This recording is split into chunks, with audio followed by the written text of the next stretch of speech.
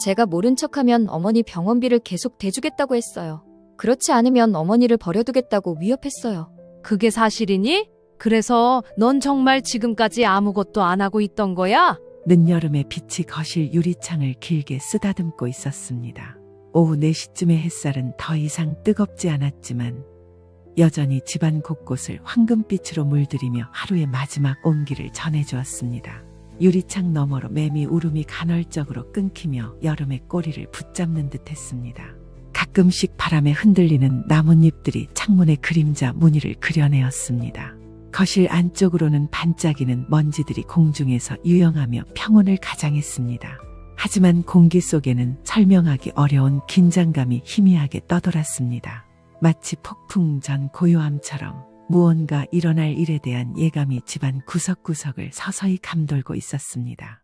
사연의 주인공 69살 정영숙 씨는 소파에 앉아 찻잔을 들고 있었지만 차는 이미 식어 있었습니다. 그녀의 시선은 창밖을 향해 있었지만 사실은 아무것도 보지 않고 있었습니다.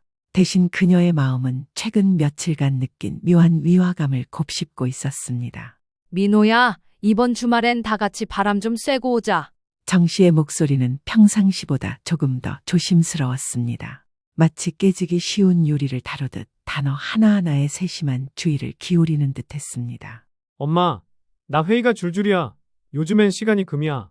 민호 씨의 대답은 거칠었습니다.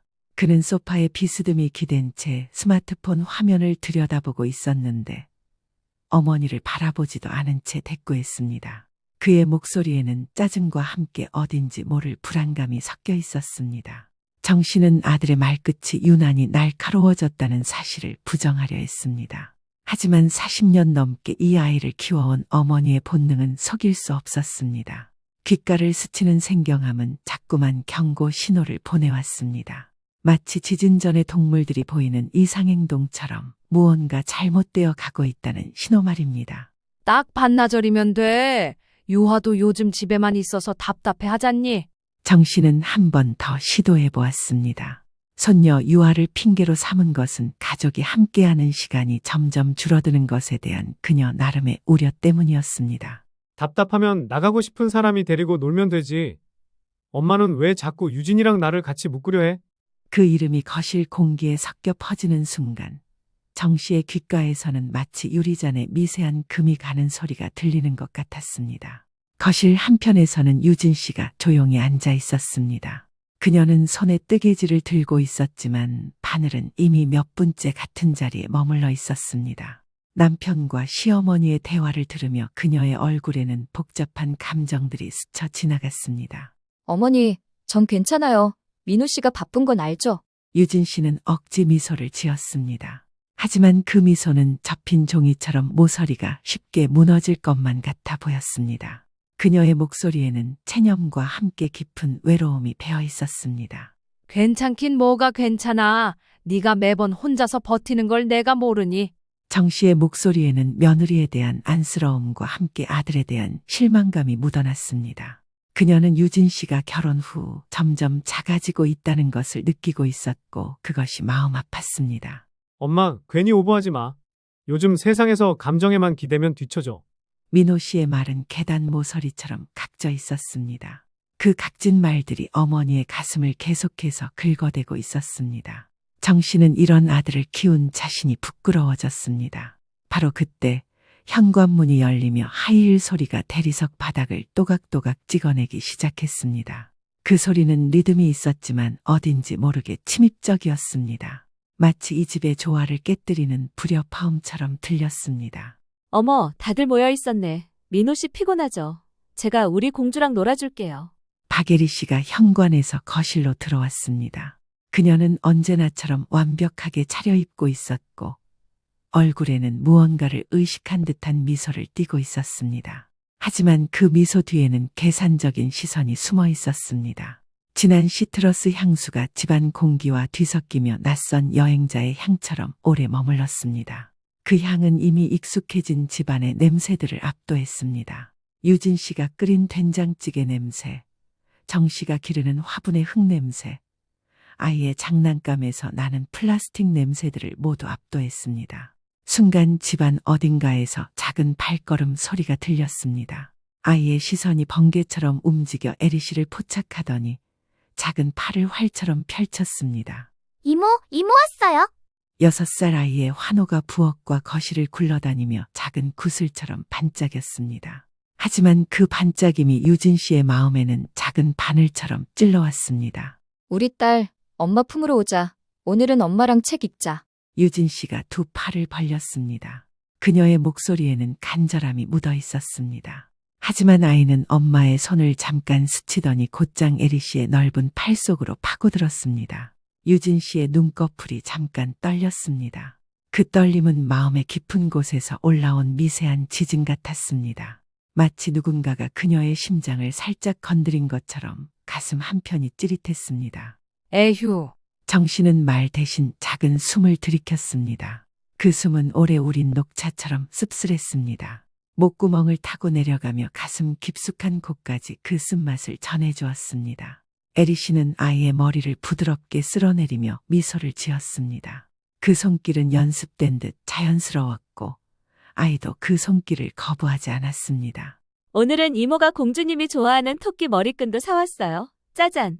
에리 씨가 쇼핑백에서 꺼낸 것은 색색의 리본이 달린 예쁜 머리끈들이었습니다. 분홍색, 하늘색, 노란색의 리본들이 거실의 조명 아래에서 반짝였습니다. 아이의 눈동자도 그 빛을 그대로 옮겨 붙인 듯 반짝였습니다. 역시 에리, 센스가 남다르네. 민호 씨의 칭찬이 이어졌습니다. 그의 목소리에는 아내에게는 들려준 적 없는 따뜻함이 묻어 있었습니다. 고마워요, 에리 언니.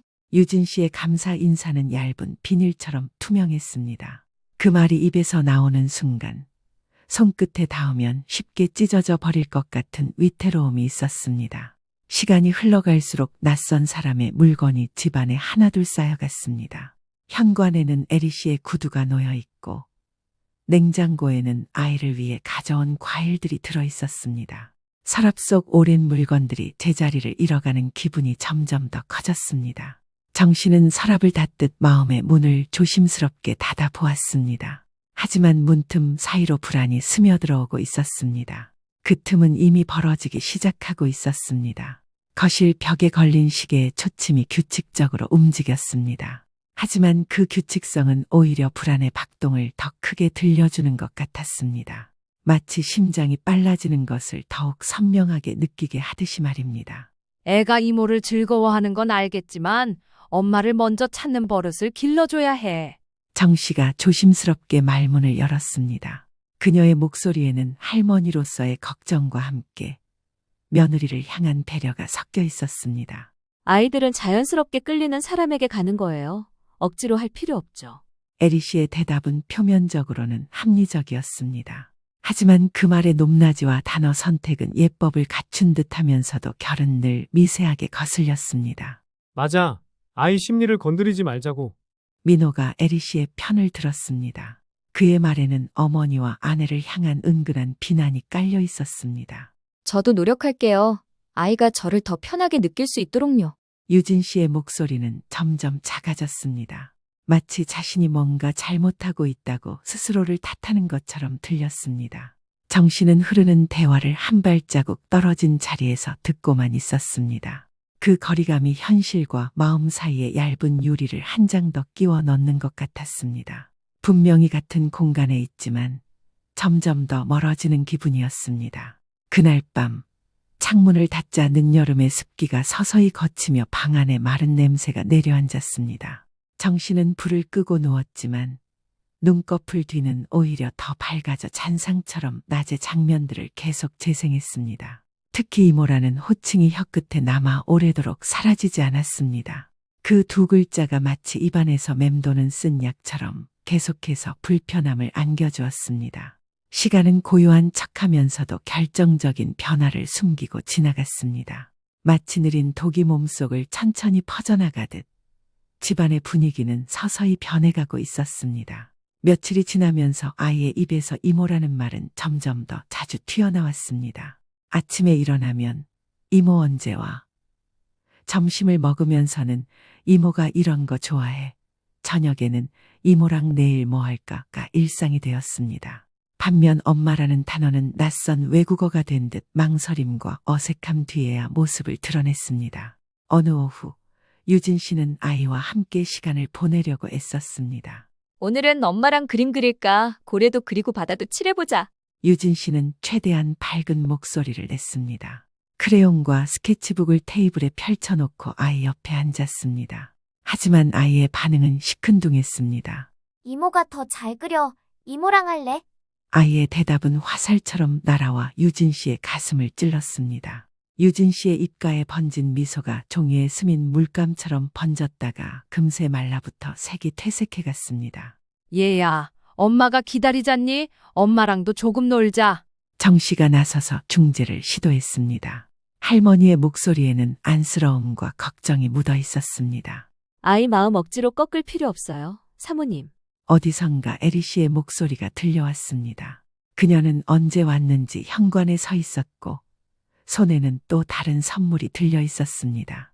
에리 씨의 높낮이와 단어 선택은 언제나처럼 예법을 갖춘 듯했지만 그 결은 늘 미세하게 거슬렸습니다. 정 씨는 그 거슬림이 단순한 질투나 오해가 아니길 바랬습니다. 하지만 내면의 초침은 이미 다른 시간을 가리키고 있었습니다.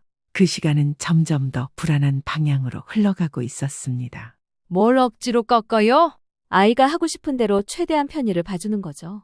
의사 존중을 해주자는 거예요. 그날 밤 모든 사람들이 잠든 후 정 씨는 조용히 일어났습니다. 발소리를 죽이며 아이 방으로 가서 베개 위에 떨어진 머리카락 몇 올을 조심스럽게 모았습니다. 그리고 서랍 속에 넣어둔 작은 지퍼백에 그것들을 보관했습니다. 그녀의 손은 떨렸습니다. 이런 일을 하는 자신이 믿어지지 않았지만 마음 한편에서 올라오는 의심은 점점 더 커져만 갔습니다. 이대로 두고 볼 순 없지. 진실이 무엇인지 밝혀내야 해. 분명 뭔가 있어. 며칠 후 늦은 오후 정 씨는 낯선 빌딩의 엘리베이터를 탔습니다. 건물은 깔끔했지만 어딘지 모르게 삭막했습니다. 복도에는 소독약 냄새가 희미하게 돌았습니다. 그녀는 조용한 계단을 걸어 올라가며 손에 쥔 봉투의 모서리를 땀으로 적셨습니다. 아무도 몰라야 합니다. 제발 조용히 진행해 주세요. 정 씨의 목소리는 평소보다 훨씬 작았습니다. 검사원의 눈빛은 프로의 무표정으로 반짝였습니다. 그 무표정이 오히려 그녀를 안심시켰습니다. 적어도 이 사람은 자신을 판단하지 않을 것 같았습니다. 결과를 기다리는 며칠 동안 정 씨의 잠은 얕은 호수처럼 금방 흔들렸습니다. 바람 소리, 시계 소리, 심지어는 자신의 숨소리에도 금세 깨어났습니다. 밤마다 주전자에서 물 끓는 소리처럼 마음속에서 불안의 기포가 올라와서 가슴을 답답하게 만들었습니다.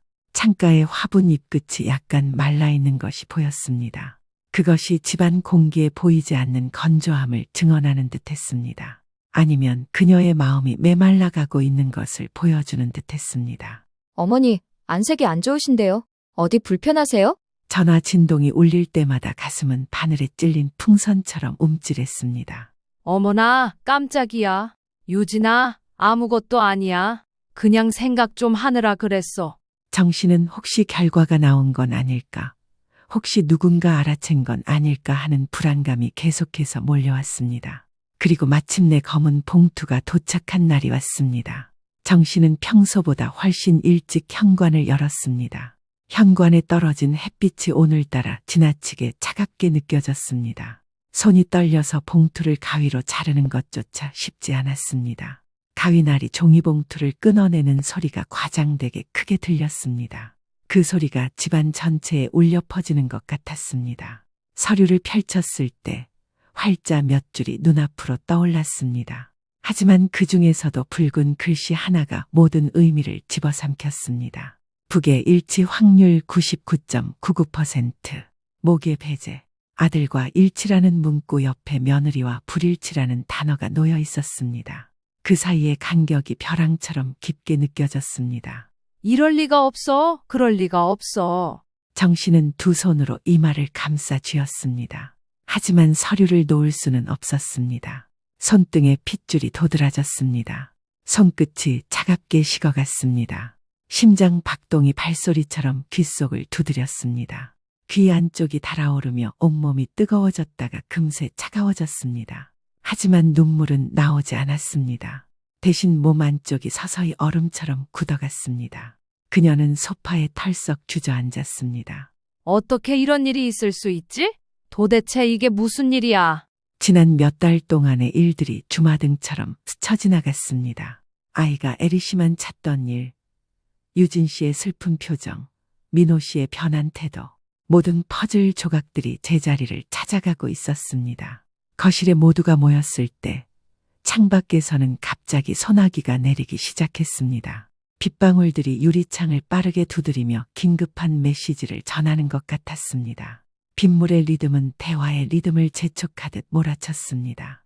정 씨는 소파에 똑바로 앉아 있었습니다. 아줌마, 미안한데 유진이 좀 불러줄래요? 평소와 달리 그녀의 등은 곧게 펴져 있었습니다. 손은 무릎 위에 가지런히 놓여 있었습니다. 마치 법정에 선 증인처럼 긴장되어 있었지만 동시에 결연한 의지가 담겨 있었습니다. 정 씨의 부름에 2층에 있던 유진 씨가 1층 거실로 내려왔습니다. 잘못한 게 없는데도 항상 죄를 지은 사람처럼 이런저런 눈치를 보던 며느리 유진 씨. 어김없이 지금 이 순간에도 유진 씨의 눈빛은 애처로움 그 자체였습니다. 유진아, 사실대로 이야기하자. 아이에 대해 내가 확인할 것이 있어. 정 씨의 목소리는 평소보다 낮았지만 더 확고했습니다. 그녀의 시선은 며느리를 똑바로 바라보고 있었습니다. 그 시선에는 비난이 아닌 이해하려는 의지가 담겨 있었습니다. 어머니, 무슨 말씀이신지 저도 잘. 유진 씨의 목소리는 점점 작아졌습니다.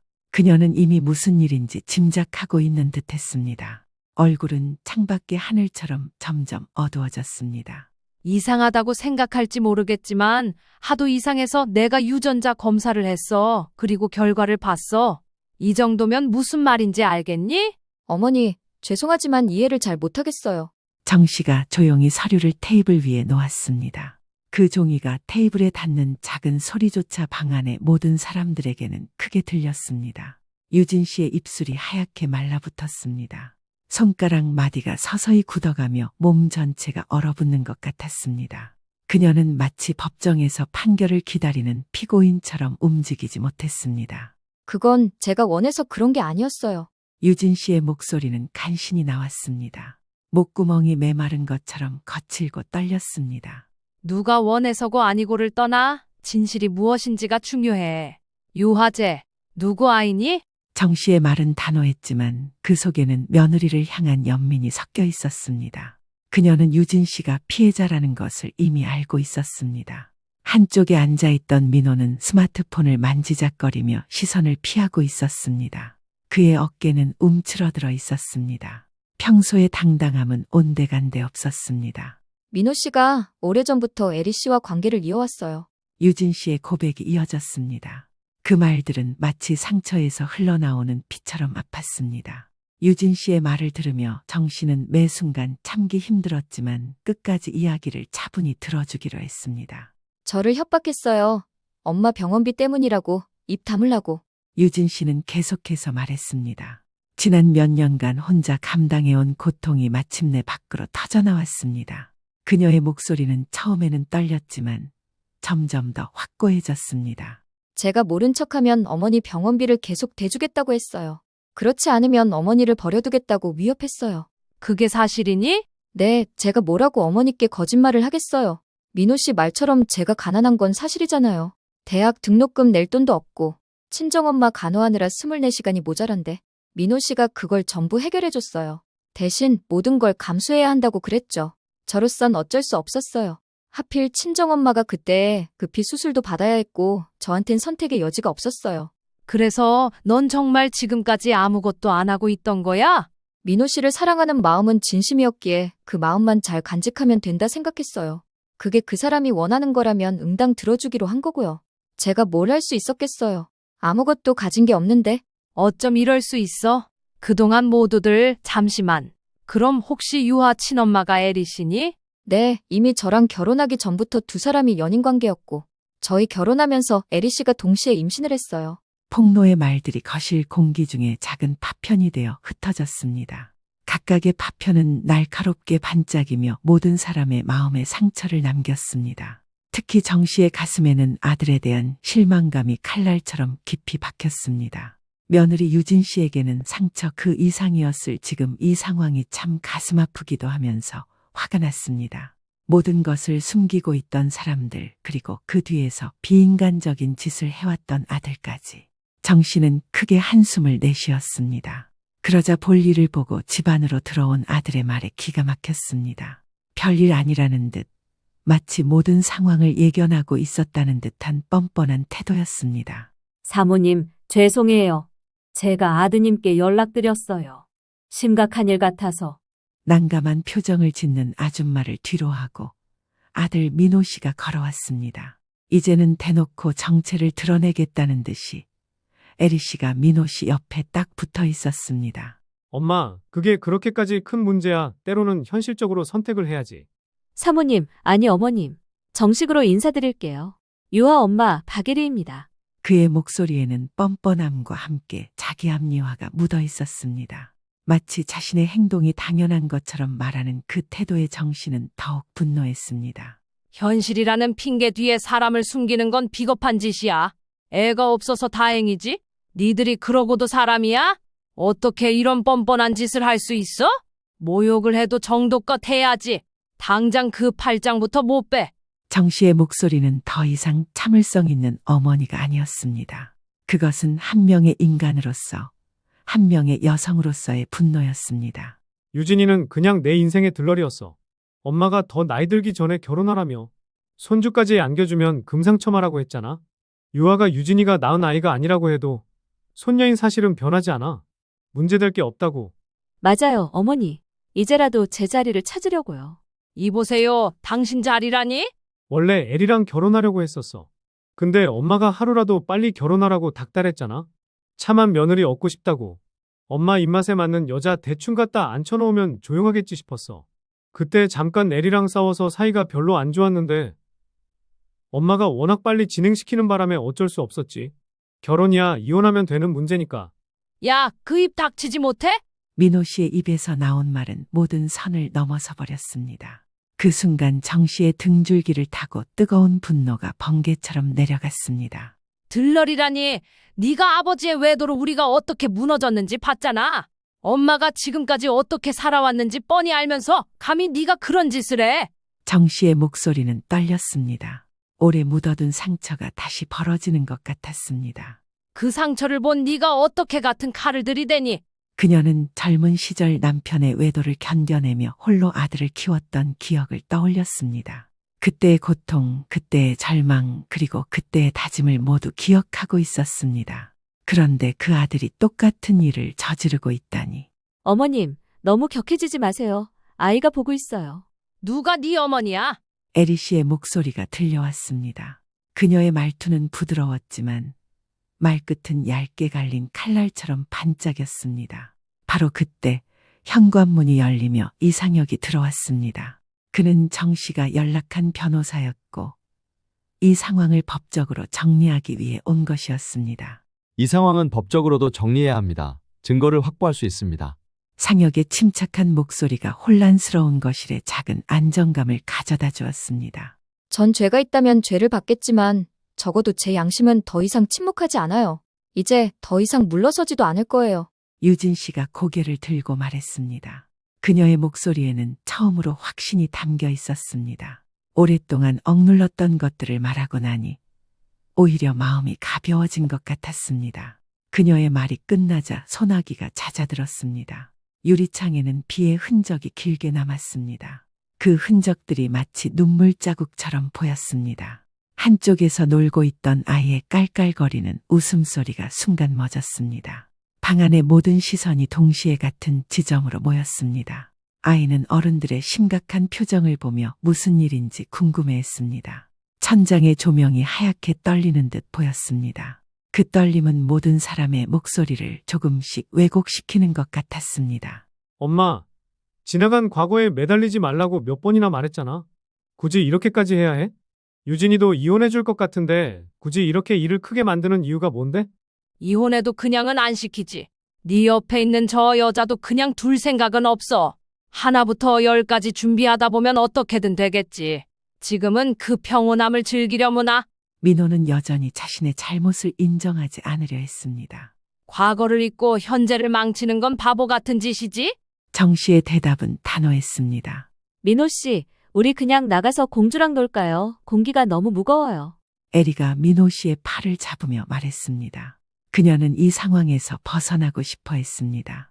아이는 여기 두세요. 이건 우리 가족의 문제예요. 유진 씨가 단호하게 말했습니다. 그녀의 목소리에는 전에 없던 강인함이 있었습니다. 말끝마다 매듭이 생겼습니다. 그 매듭들은 더 이상 풀릴 기미가 보이지 않았습니다. 가족이라는 이름으로 묶여있던 끈이 마침내 끊어지는 순간이었습니다. 어머, 유진아, 우리 가족이라니. 유아가 누군지 너는 이미 알잖아. 네가 그런 말하면 안 되는 거지. 뻔뻔하기도 해라. 이제 네 주제를 알겠니? 시끄러워. 그만하지 못해. 여기가 어디라고 그딴 말을 해. 어머니, 할 말도 못하나요? 그리고 원래 저 자리는 제 거였어요. 그리고 어머니, 제가 뭘 잘못한 게 있다고 저를 걸고 넘어지세요. 전 아무 죄도 없고 원래 제 걸 되찾으려는 것뿐이에요. 엄마, 말 나온 김에 정리할 것 정리해요. 제가 해드릴 건 다 해드렸잖아요. 최대한 빨리 유진이랑 이혼하고 에리랑 재혼할게요. 그게 유아한테도 나을 것 같아요. 너 지금 뚫린 입이라고 함부로 말하는 거냐? 누구 마음대로 그렇게 해. 내 며느리는 유진이 하나야. 저런 여자를 내 며느리로 인정할 수 없어. 당장 나가. 한순간에 집안이 아수라장이 되고 말았습니다. 심장 수술 이력이 있고 최근 고혈압으로 꾸준한 관리를 하던 정 씨는 이마를 짚으며 그대로 소파에 주저앉고 말았습니다. 며느리 유진 씨의 부축을 받으며 겨우 방에 들어와 몸을 눕혔습니다. 어머니, 건강 생각하셔야죠. 그렇게 흥분하시면 안 돼요. 좀 쉬세요. 유진 씨는 그 와중에도 정 씨를 배려한다며 조용히 방을 나갔습니다. 긴 밤이 지나고 동이 틀 무렵 거실의 공기는 확실히 달라져 있었습니다. 어젯밤의 폭풍 같은 대화 후에 찾아온 고요는 마치 전쟁 후의 정막 같았습니다. 하지만 그 정막 속에서 새로운 결심이 싹트고 있었습니다. 새벽의 공기가 칼날처럼 맑았습니다. 그 맑음은 지난 밤의 혼란을 모두 씻어내고 정 씨의 결심을 더욱 단단하게 만들어 주었습니다. 그녀는 평소보다 훨씬 일찍 일어나 거실에 앉아 있었습니다. 무릎 위에는 중요한 서류들이 놓여 있었습니다. 그리고 정 씨의 부름에 한달음에 달려온 변호사 이상혁 씨도 함께 자리했죠. 오늘 유언장을 다시 작성하자. 정 씨의 목소리는 평온했지만 결연했습니다. 그녀는 이미 모든 것을 결정했고 더 이상 망설이지 않을 작정이었습니다. 네, 어머니, 조항을 명확하게 하죠. 이상혁은 서류 가방에서 필요한 문서들을 꺼내며 답했습니다. 그는 정 씨의 결심을 존중했고 법적으로 완벽하게 처리하려 했습니다. 책상 위에 놓인 서류철들이 바람 한 번에도 흔들리지 않을 만큼 단단히 겹쳐져 있었습니다. 각각의 서류는 정 씨의 평생에 걸친 노력의 결실이었습니다. 이제 그것들이 새로운 목적을 위해 사용될 차례였습니다. 민호에게는 한 푼도 남기지 않을 거야. 내 모든 재산의 절반은 며느리 유진이에게, 그리고 그 이외에 남은 재산은 내 사후의 사회에 환원하도록 하지. 정 씨의 선언은 확고했습니다. 그녀는 평생 모은 재산이 잘못된 곳에 쓰이는 것을 원하지 않았습니다. 그 결정을 문장으로 정확히 명시하겠습니다. 상혁이 펜을 들고 종이에 글을 쓰기 시작했습니다. 펜촉이 종이를 긁는 소리가 새벽 집의 고요를 가볍게 찢었습니다. 그 소리는 새로운 시작을 알리는 신호 같았습니다. 그리고 마지막 기회를 줘야겠어. 별로 기대는 안 하지만 일말의 양심이라도 있는지, 적어도 유진이한테 아주 조금이라도 미안한 마음이 있는지 알아봐야겠어. 내가 해줄 수 있는 최선의 배려야.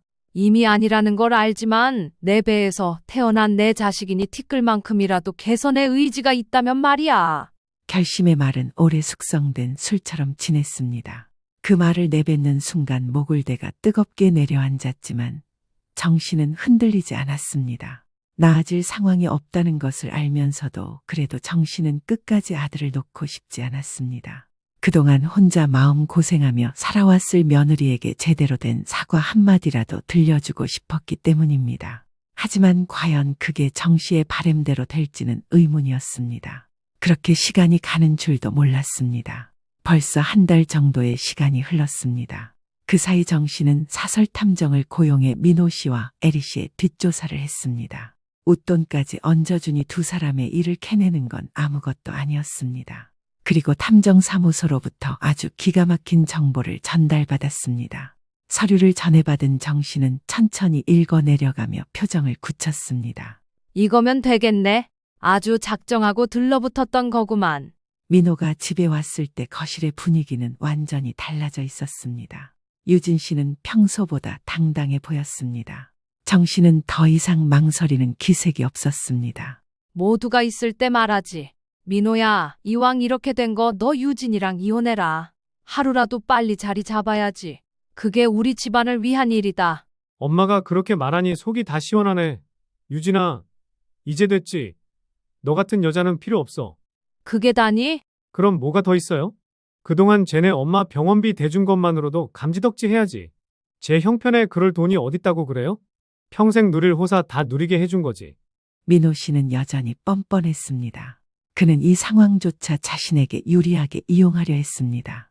그래도 자신과 5년을 동거동락했던 아내인데 아주 조금의 미안함도 없어 보였습니다. 그 말 결국 직접 하시는군요. 유진 씨는 더 이상 상처받지 않았습니다. 그녀는 이미 이런 말을 예상하고 있었습니다. 오히려 이제야 진실이 드러났다는 안도감을 느꼈습니다.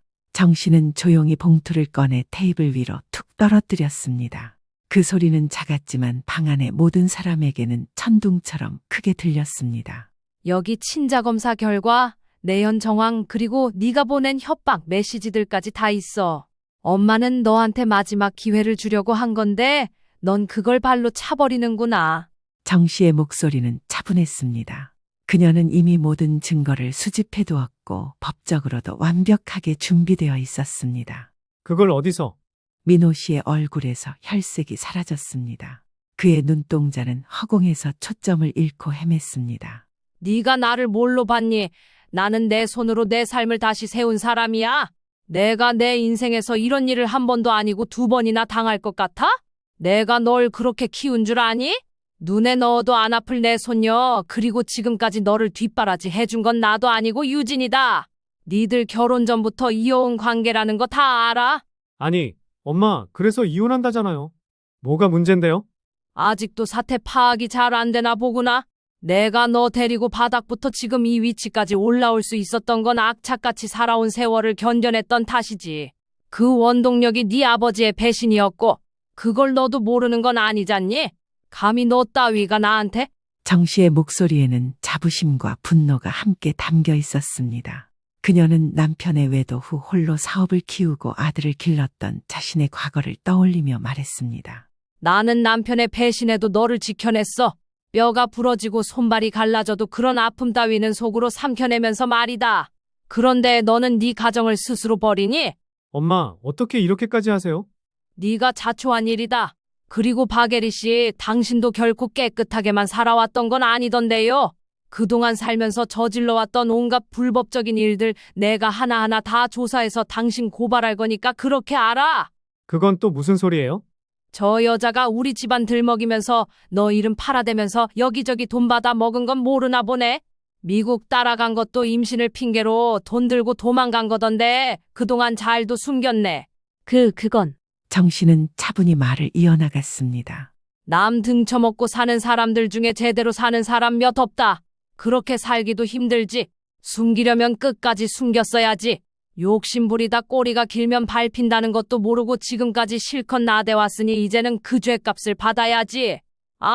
응당 죄값을 치러야 하고 말고 그게 인생의 순리야. 그 말에는 깊은 실망과 함께 슬픔이 묻어 있었습니다. 법적 절차는 제가 맡겠습니다. 어머니, 형, 어머니 말씀대로 모든 법적 절차가 진행될 예정이에요. 형수님 이혼 변호인은 접니다. 그리고 어머니가 최근에 유언장을 다시 작성하셨어요. 사전고지 의무는 없기에 철저히 비밀로 보관되며 형님은 이 집안과 관련된 모든 권리를 포기하셔야 할 겁니다. 상혁의 목소리가 상황을 정리했습니다. 서류철이 닫히는 소리와 함께 방 안의 공기에서 오래된 답답함이 거쳐 나가는 것 같았습니다. 참나, 나도 사업하던 사람이야. 이름 떵떵거리며 잘 나가는 사람이라고? 그런 거 무서워할 줄 알아? 까짓 거 해봐. 내가 돈이 없어. 뭐가 없어? 그래, 아주 죄책감이라고는 눈꼽만큼도 없는 게 자존심이라도 있어야지. 넌 오늘부터 내 아들도 그 무엇도 아니다. 상여가 바로 진행시켜라. 그리고 아줌마 이 두 사람 당장 끌어내요. 정 씨는 메모지에 해야 할 일들을 조목조목 적어 나갔습니다. 이혼 소송 준비, 유진 씨의 학업 지원 계획, 상속. 그 조목들은 하나의 방패처럼 느껴졌습니다. 앞으로 닥칠 모든 어려움을 막아줄 든든한 방패 말입니다. 유진아, 넌 네 삶을 살아갈 이유가 있다. 이 모든 건 네 잘못이 아니야. 정 씨가 며느리의 손을 잡으며 말했습니다. 그 손길에는 진심 어린 위로와 격려가 담겨 있었습니다. 네, 어머니, 저도 더 이상 숨지 않겠어요. 그동안 몰라줘서 정말 미안했다. 내 며느리로 살아줘서 정말 고마웠어. 이제 자유롭게 너 하고 싶은 대로 하면서 살아. 모든 건 내가 지원해주마. 감사해요, 어머니. 정말 감사해요. 유진 씨의 목소리에는 새로운 희망이 담겨 있었습니다. 이혼 소장은 오늘 접수하겠습니다. 상혁 씨의 말과 함께 창밖에 햇빛이 커튼 사이로 들어와 바닥에 길고 가는 선들을 만들었습니다.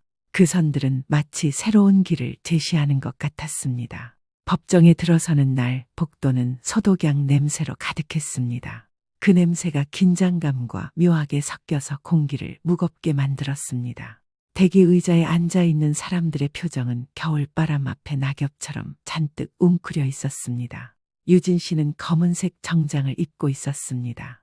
그 옷은 그녀를 더욱 당당해 보이게 했습니다. 더 이상 위축되고 움츠러든 모습이 아니었습니다. 걱정하지 마세요. 우리가 준비한 자료면 충분합니다.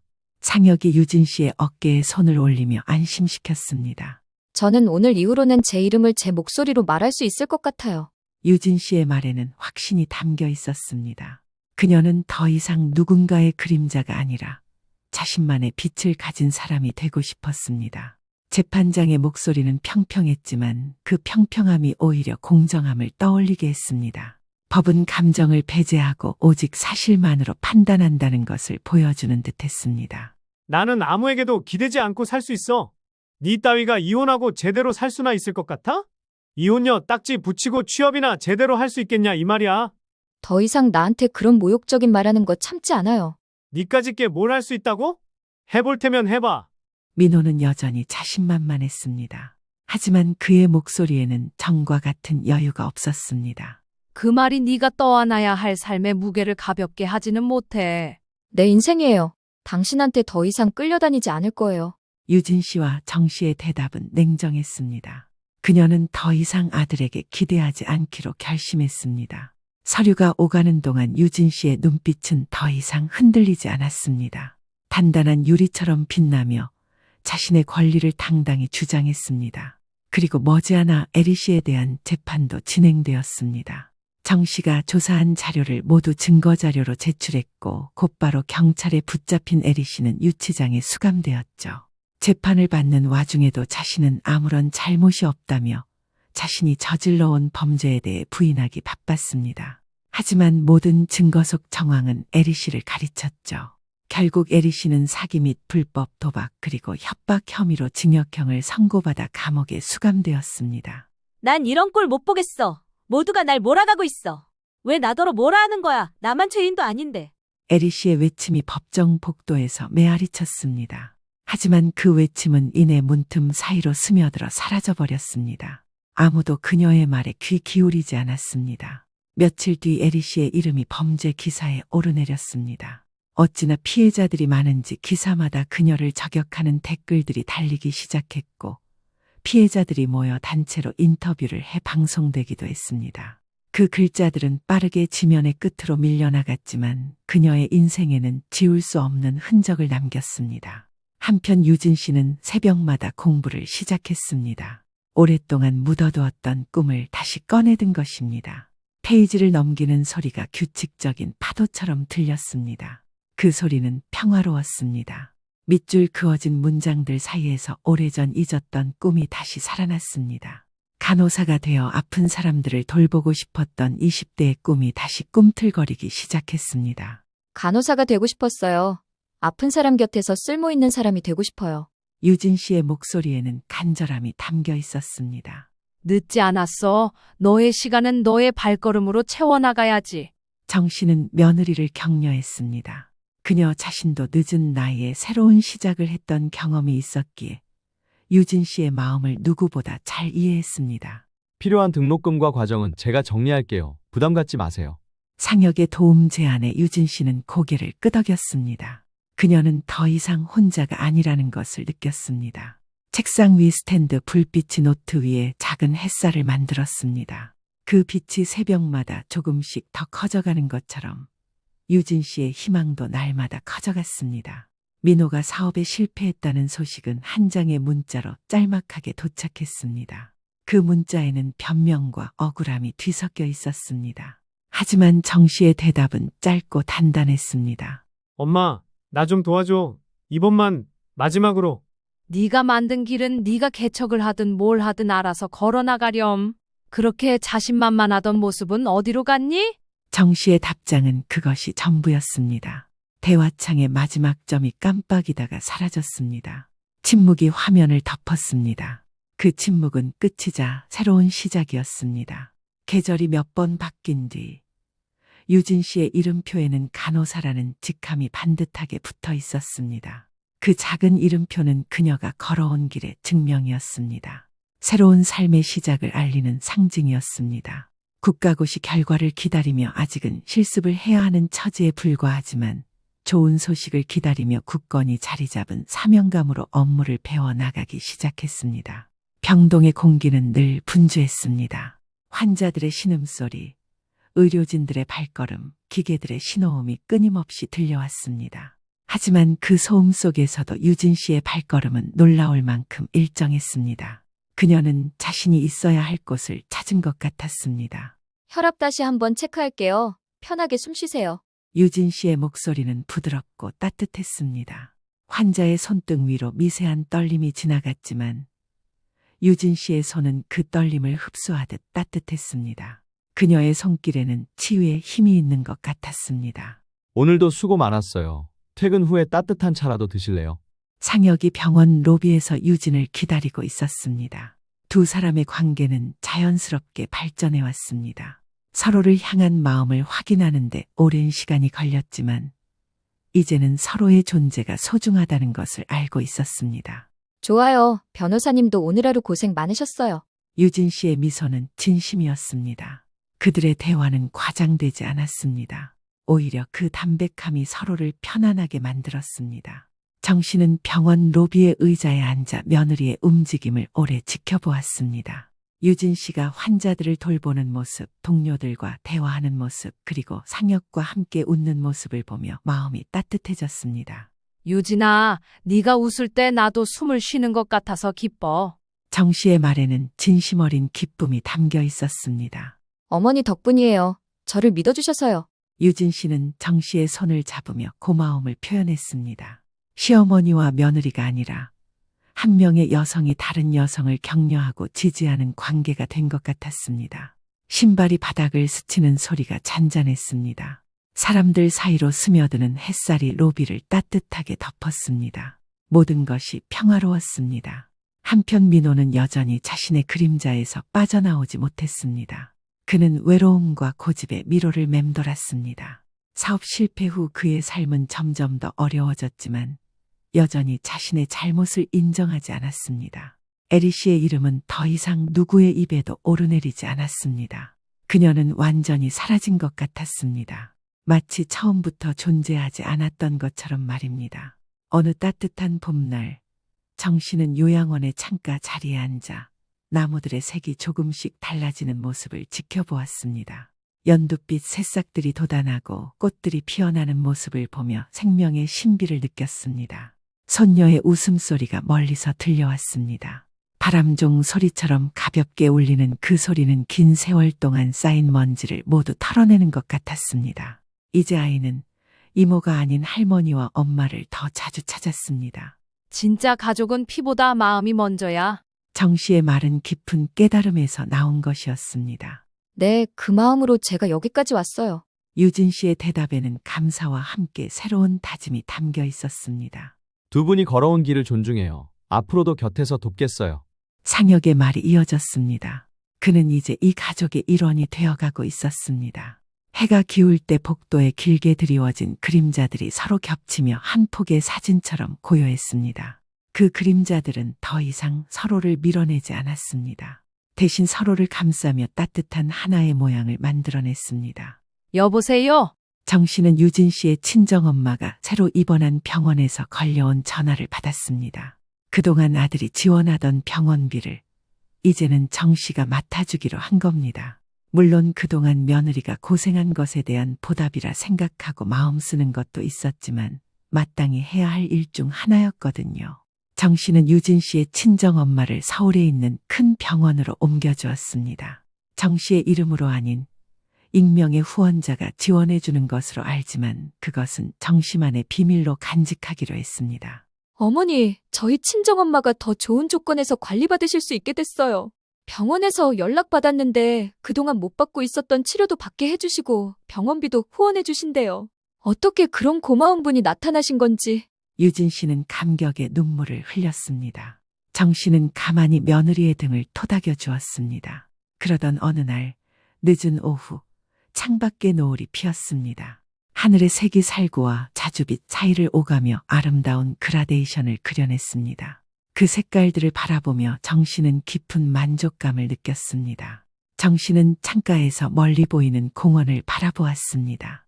그곳에서는 유진과 상혁이 아이와 함께 산책을 하고 있었습니다.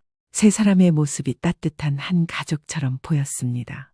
아이는 두 사람의 손을 번갈아 잡으며 즐겁게 뛰어다녔습니다. 유진 씨의 얼굴에는 진심 어린 미소가 피어 있었습니다. 엄마, 저 꽃 예뻐요? 아이의 목소리가 바람을 타고 멀리까지 들려왔습니다. 그 목소리에는 순수한 기쁨이 가득했습니다. 엄마라는 호칭이 이제는 자연스럽게 그리고 애정 어린 톤으로 불려지고 있었습니다. 정 씨는 미소를 지었습니다. 몇 년 전만 해도 상상할 수 없었던 평화로운 풍경이었습니다. 그때는 모든 것이 무너져가는 것 같았지만 이제는 더 단단하고 진실한 토대 위에 새로운 가족이 세워졌습니다. 휴대폰에서 문자 알림이 울렸습니다. 민호에게서 온 메시지였습니다. 엄마, 미안해. 늦었지만 내가 잘못했어. 다시 기회를 주면 안 될까? 정 씨는 그 메시지를 오래 바라보았습니다. 그녀의 마음 한편에서는 여전히 아들에 대한 사랑이 남아 있었습니다. 하지만 그 사랑이 더 이상 맹목적이지는 않았습니다. 그녀는 천천히 답장을 작성했습니다. 기회는 스스로 만드는 거란다. 지금까지 너를 위해 만든 기회는 수십, 수천 번도 더 있었다. 하지만 그걸 스스로 물리친 건 네 자신이야. 앞으로 평생 반성하면서 살아라. 메시지를 보낸 후 정 씨는 다시 창밖을 바라보았습니다. 유진과 상혁 그리고 아이는 여전히 공원에서 행복한 시간을 보내고 있었습니다. 시간이 모든 것을 해결해 주지는 않지만 올바른 선택을 한 사람들에게는 희망을 가져다 주는구나. 정 씨의 독백은 오랜 경험에서 우러나온 지혜였습니다. 며칠 후 유진 씨가 간호사 국가고시에 합격했다는 소식이 전해졌습니다. 그녀의 노력이 마침내 결실을 맺은 것입니다. 어머니, 합격했어요. 유진 씨가 결과 통지서를 들고 뛰어오는 모습에서 정 씨는 젊은 시절의 자신을 보았습니다. 어려움을 극복하고 꿈을 이룬 여성의 모습을 말입니다. 축하해. 정말 자랑스러워. 정 씨가 유진을 꼭 껴안으며 말했습니다. 그 포옹에는 시어머니와 며느리를 넘어선 한 여성이 다른 여성에게 보내는 진심 어린 축하와 격려가 담겨 있었습니다. 이제 정말로 새로운 시작이네요. 상혁도 기쁨을 함께 했습니다. 그는 유진 씨의 모든 과정을 곁에서 지켜보며 응원해 왔습니다.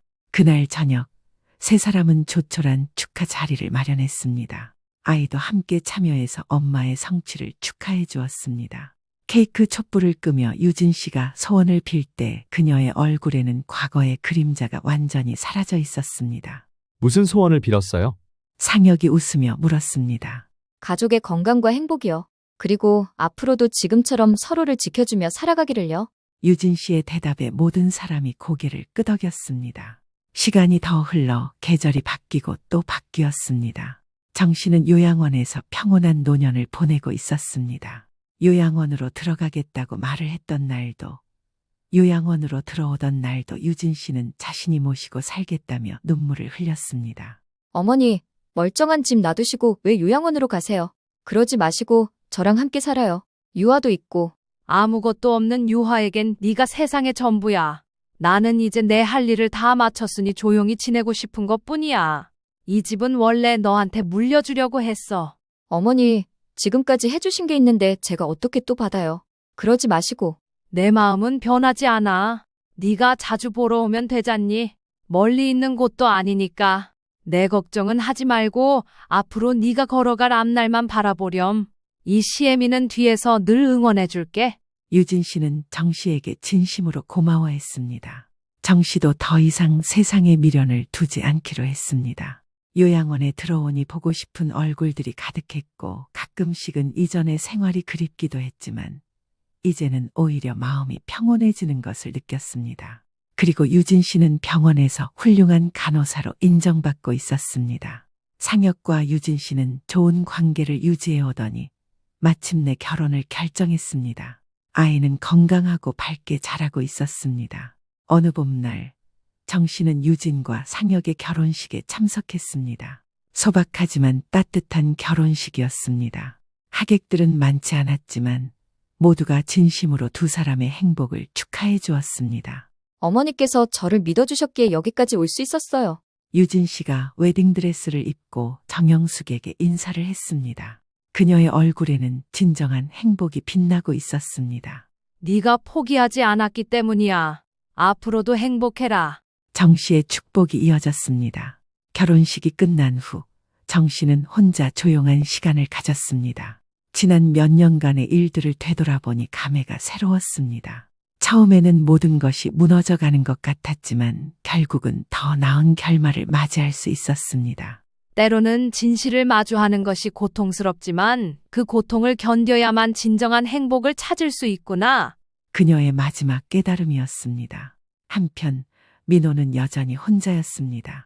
하지만 최근 들어 조금씩 변화의 모습을 보이고 있었습니다. 허구한 날 술을 마시기도 하고 일을 하다가도 금방 잘리기 일쑤였던 민호 씨가 작은 일자리를 구해 성실히 일하기 시작한 겁니다. 가끔씩 어머니에게 안부 문자를 보내기도 하고 잊을만 하면 큰 금액은 아니지만 자신의 번 돈의 일부를 정 씨에게 보내기도 했습니다. 아직 용서받기에는 갈 길이 멀었지만 적어도 올바른 방향으로 걸어가려는 노력은 하고 있었습니다. 길고 복잡했던 이야기의 끝에서 모든 사람들은 각자의 자리에서 숨을 가다듬고 새로운 삶을 시작했습니다. 진실은 때로 아프지만 그 아픔을 통해 더 강해질 수 있다는 것을 모든 사람이 배웠습니다.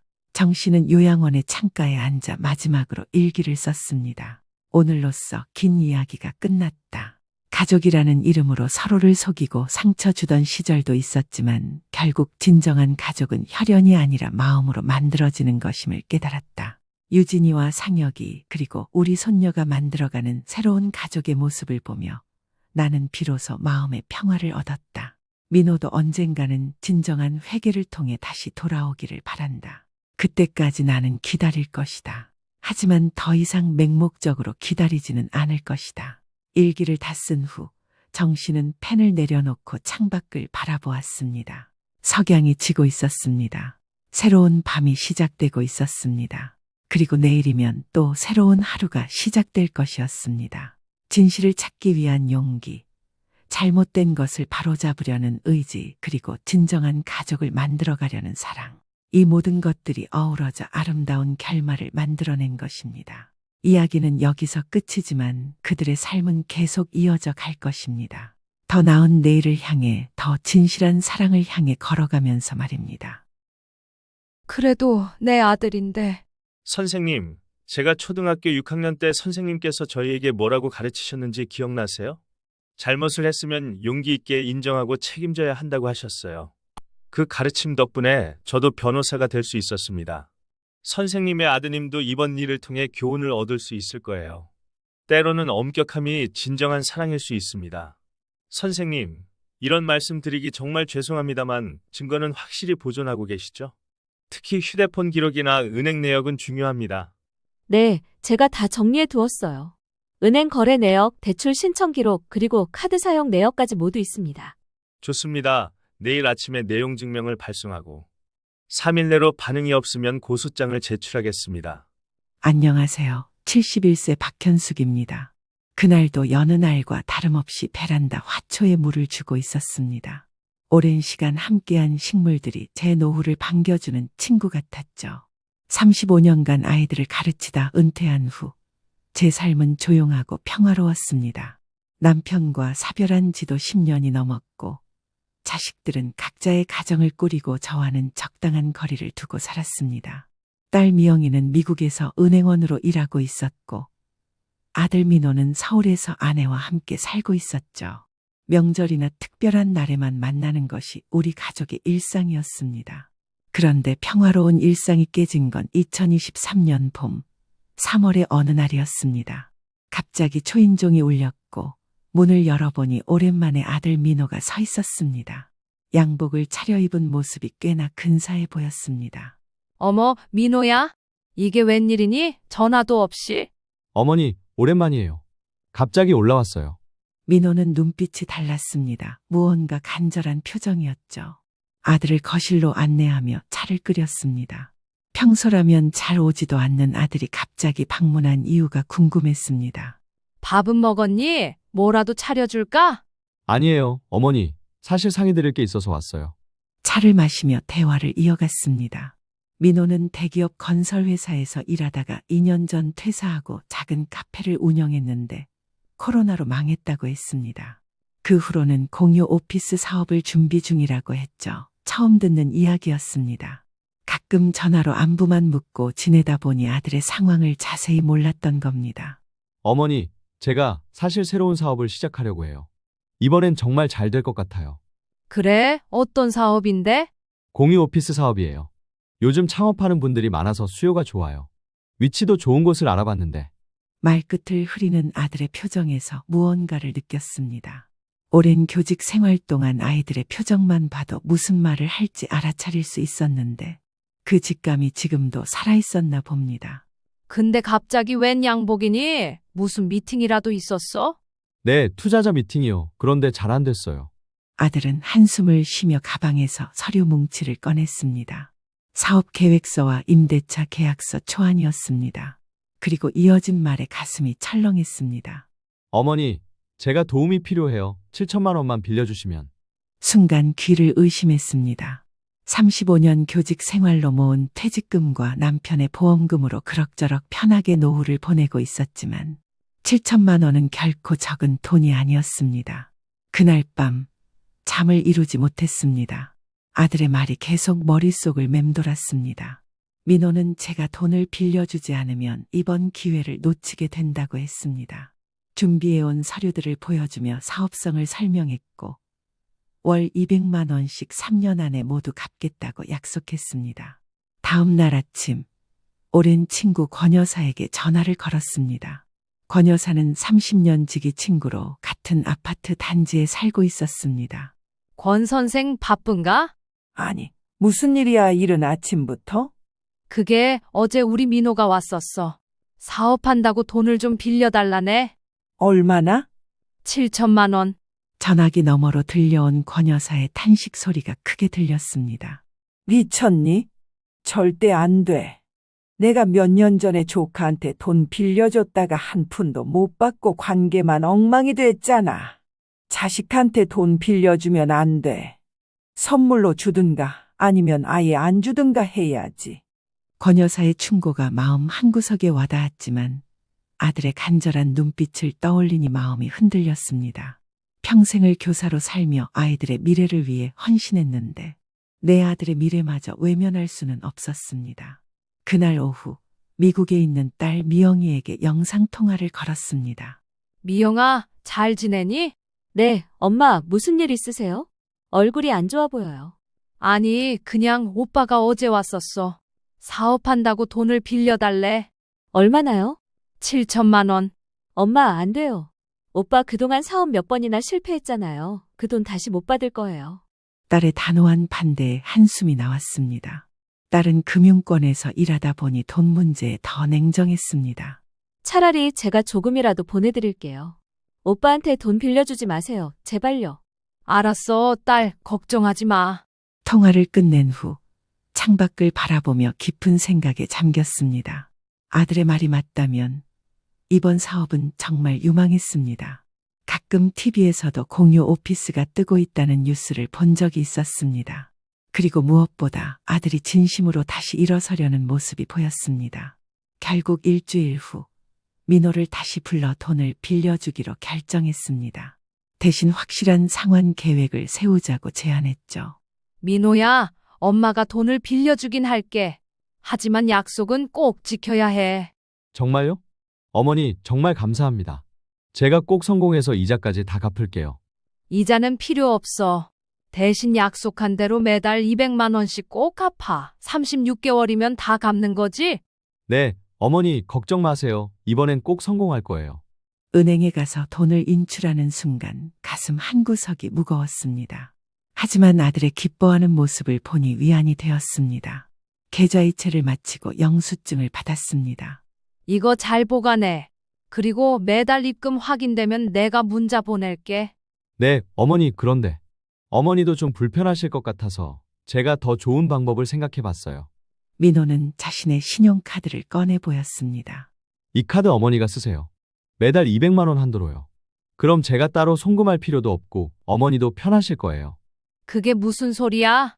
카드로 어떻게 빚을 갚아? 제가 카드 대금을 내는 거죠. 어머니는 그냥 쓰시기만 하면 돼요. 마트에서 장 보실 때나 외식하실 때 쓰시면 되잖아요. 어차피 생활비로 쓰실 거잖아요. 처음엔 이상하게 느껴졌고 현금으로 직접 받는 것이 더 확실하다고 생각했습니다. 민호야, 그냥 통장으로 매달 200만 원씩 입금해 주는 게 더 확실하지 않겠니? 어머니, 제가 매달 정확히 입금하는 것보다 카드 사용이 더 확실해요. 카드 대금은 무조건 결제해야 하니까요. 그리고 어머니도 필요할 때마다 쓰시면 되고요. 아들의 말이 일리가 있어 보였습니다. 매달 송금 받는 번거로움도 없고 필요할 때 카드로 결제하면 되니 편리할 수도 있겠다 싶었습니다. 알았어. 그럼 그렇게 해보자. 며칠 후 민호와 며느리 지은이 함께 찾아왔습니다. 처음으로 사업 장소를 계약했다며 기뻐했습니다. 지은이는 평소보다 훨씬 친절했고 제가 좋아하는 과일까지 사왔습니다. 어머님, 정말 감사해요. 민호 오빠가 이번에 정말 열심히 준비했거든요. 어머님 덕분에 기회를 잡게 됐네요. 서지은의 말투가 평소보다 공손했습니다. 사실 며느리와는 그렇게 가깝지 않았습니다. 명절에 만나도 형식적인 인사만 나눌 뿐 깊은 대화를 나눈 적은 거의 없었죠. 어머니, 공유 오피스가 얼마나 잘 되는지 보여드릴게요. 꼭 성공해서 어머니 자랑스러운 아들 될게요. 그날 저녁 민호와 지은이 떠난 후 카드를 보며 생각했습니다. 이게 맞는 결정일까 하는 의문이 들었지만 이미 돈은 보냈고 되돌릴 수 없었습니다. 지금부터라도 아들을 믿고 지켜봐야겠다고 다짐했습니다. 하지만 그날 밤 이상한 꿈을 꿨습니다. 제 통장에서 돈이 한 푼도 남지 않고 사라지는 악몽이었습니다. 식은땀을 흘리며 잠에서 깼을 때 가슴 한켠에 이상한 불안감이 자리 잡고 있었습니다. 그때는 몰랐습니다. 이 불안감이 예언과도 같은 신호였다는 것을. 처음 3개월은 모든 것이 순조롭게 진행되었습니다. 민호가 준 카드로 마트에서 장도 보고 친구들과 식사할 때도 사용했습니다. 매달 정확히 200만 원씩 사용하려고 노력했고 남은 한도가 얼마인지 매번 확인하는 습관이 생겼습니다. 신용카드로 받는 방식이 처음에는 낯설었지만 생각보다 편리했습니다. 2023년 6월의 어느 날 민호에게 전화를 걸었습니다. 사업은 잘 되고 있는지 궁금했거든요. 민호야, 오랜만이네. 사업은 잘 돼가니? 네, 어머니, 정말 잘 되고 있어요. 입주 기업들이 점점 늘고 있어요. 다음 달부터는 흑자로 전환될 것 같아요. 그래? 그거 참 다행이구나. 엄마가 걱정했잖니. 카드는 잘 쓰고 계세요? 불편한 점은 없으세요? 응, 잘 쓰고 있어. 이렇게 받으니 너도 편하고 나도 편하네. 아들의 목소리에서 활기가 느껴졌습니다. 사업이 잘 되고 있다는 말에 안심이 되었죠. 그리고 며칠 후 민호와 지은이 함께 집에 찾아왔습니다. 손에는 선물 상자와 과일 바구니까지 들고 있었습니다. 어머니, 요즘 사업이 정말 잘 돼서 감사 인사드리러 왔어요. 어머님, 저희가 좀 늦게 인사드리네요. 이것 좀 드세요. 어머님이 좋아하시는 샤인머스켓이에요. 사실 제가 샤인머스켓을 좋아한다는 걸 며느리가 기억하고 있다는 게 의외였습니다. 평소 무심한 듯했던 며느리가 이렇게 세심한 모습을 보이니 기분이 좋았습니다. 고마워. 근데 이런 비싼 과일은 왜 사왔어? 돈 아껴서 사업에 투자해야지. 괜찮아요. 어머니, 요즘 정말 잘 되고 있어서 걱정 안 하셔도 돼요. 그날 저녁 민호와 지은은 오랜만에 저와 함께 식사를 했습니다. 사업 이야기를 하며 즐거운 시간을 보냈습니다. 지은이 SNS에 올린 공유 오피스 사진도 보여주었는데 정말 세련되고 멋있었습니다. 아들의 성공이 눈앞에 보이는 것 같아 기뻤습니다. 그러나 7개월 차에 들어서면서 상황이 조금씩 달라지기 시작했습니다. 2023년 10월 어느 날 마트에서 장을 보고 카드 결제를 하려는데 문제가 발생했습니다. 죄송합니다만 한도 초과로 결제가 되지 않습니다. 계산원의 말에 당황했습니다. 이번 달에는 100만 원 정도밖에 쓰지 않았는데 말이죠. 당황한 마음에 현금으로 결제하고 집에 돌아와 민호에게 전화를 걸었습니다. 민호야, 방금 마트에서 카드가 안 된다는데? 한도 초과라는데 내가 이번 달에 100만 원밖에 안 썼는데 말이야. 아, 어머니, 죄송해요. 제가 카드 회사에 확인해 볼게요. 아마 일시적인 오류일 거예요. 민호는 금방 확인해 준다고 했지만 그날 저녁까지 연락이 없었습니다. 결국 다음 날 아침에 다시 전화를 걸었습니다. 민호야, 카드 문제는 확인해 봤니? 아, 어머니, 정말 죄송해요. 제가 이번 달에 자금 흐름이 좀 꼬여서 카드 값을 못 냈어요. 곧 해결할게요. 뭐라고? 돈을 안 갚은 거니? 일시적인 현상이에요. 다음 주까지만 기다려주세요. 큰 계약이 하나 성사되면 바로 정상화될 거예요. 처음으로 의심이 들기 시작했습니다. 사업이 잘 되고 있다더니 카드값도 못 내는 상황이라니. 하지만 모든 사업에는 어려운 시기가 있다고 생각하며 이해하려고 노력했습니다. 약속대로 일주일 후 카드가 다시 정상적으로 사용되었습니다. 민호는 미안하다며 거듭 사과했고 더 이상 이런 일이 없을 거라고 약속했습니다. 하지만 그때부터 매달 카드 사용에 신경이 쓰이기 시작했습니다. 2023년 12월 연말이 다가오면서 민호와 지은의 생활의 변화가 감지되었습니다. 어느 날 동네 마트에서 장을 보다가 이웃 권 여사를 만났습니다. 현수가 오랜만이네. 어디 아팠어? 요즘 안 보이더라고. 아니, 뭐 특별히 아프진 않았어. 그냥 집에만 있었지. 그래? 근데 너네 아들 요즘 잘 되나 봐? 얼마 전에 백화점에서 봤는데 부인이랑 명품 가방 사고 있더라고. 그 말에 고개를 갸웃했습니다. 며느리가 명품 가방을 살 정도면 사업이 정말 잘 되고 있다는 뜻인가 싶었습니다. 하지만 카드값도 못 내는 상황이 있었는데 명품 가방을 살 여유가 있다는 게 이상했습니다. 그래? 나는 자세히 모르겠네. 사업한다고는 하더라고. 그날 저녁 호기심에 며느리의 SNS를 찾아보았습니다. 평소 SNS를 잘 하지 않았지만 며느리가 인스타그램을 한다는 건 알고 있었습니다. 며느리의 계정을 찾아보니 정말 최근에 올린 사진 중에 명품 가방을 들고 있는 모습이 있었습니다. 그뿐만 아니라 고급 레스토랑에서 식사하는 사진, 해외여행 사진도 있었습니다. 지난달에 해외여행을 다녀왔다고 사진을 자세히 보니 날짜가 11월 중순이었습니다. 카드값을 못 낸다고 했던 바로 그 시기에 해외여행을 다녀온 것이었습니다. 가슴이 철렁했습니다. 이게 무슨 일이지? 다음 날 용기를 내어 민호에게 전화를 걸었습니다.